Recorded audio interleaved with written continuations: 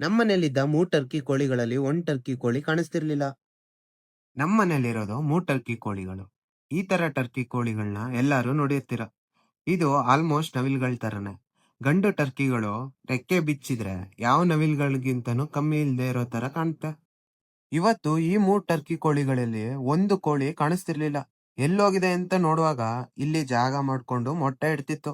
ಈ ಕೋಳಿಗಳು ವರ್ಷಕ್ಕೆ 70ರಿಂದ 120 ಮೊಟ್ಟೆವರೆಗೂ ಇಡುತ್ತೆ. ನಾಟಿ ಕೋಳಿಗಳಿಗಿಂತನೂ ಕಮ್ಮಿ ಇರುತ್ತೆ. ಮತ್ತೆ ಈ ಕೋಳಿಗಳ ಮೊಟ್ಟೆ ನಾಟಿ ಕೋಳಿ ಮೊಟ್ಟೆಗಿಂತ ಆಲ್ಮೋಸ್ಟ್ 2ರಷ್ಟು ದಪ್ಪ ಇರುತ್ತೆ. ನಾಟಿ ಕೋಳಿಗಳ ಮೊಟ್ಟೆಗಿಂತ ಜಾಸ್ತಿ ರೇಟ್ ಕೂಡ ಇರುತ್ತೆ. ನಮ್ ಕಡೆ ಎಲ್ಲ ಈ ಕೋಳಿ ಮೊಟ್ಟೆಗೆ 25 ರೂಪಾಯಿ ನಡೀತಿದೆ. ನಿಮ್ ಸೈಡು ರೇಟ್ ಏನಾದ್ರೂ ಗೊತ್ತಿದ್ರೆ ಕೆಳಗಡೆ ಕಮೆಂಟ್ ಬಾಕ್ಸ್ ಅಲ್ಲಿ ಕಮೆಂಟ್ ಮಾಡಿ.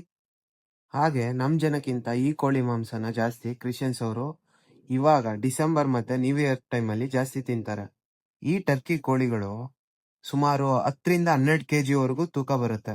ಈ ಕಾಣೆಯಾಗಿದ್ದ ಟರ್ಕಿ ಕೋಳಿ ಎಷ್ಟು ಮೊಟ್ಟೆ ಇಡ್ತು, ಹಾಗೆ ಮರಿ ಹೇಗ್ ಮಾಡಿಸ್ತೀವಿ ಅಂತ ಮುಂದಿನ ವಿಡಿಯೋಸ್ಗಳಲ್ಲಿ ಹೇಳ್ತೀನಿ. ಅಲ್ಲಿವರೆಗೂ ಇದೇ ರೀತಿ ಎಲ್ಲ ವಿಡಿಯೋಸ್ನ ಲೈಕ್, ಶೇರ್, ಫಾಲೋ ಮತ್ತೆ ಸಬ್ಸ್ಕ್ರೈಬ್ ಮಾಡಿ.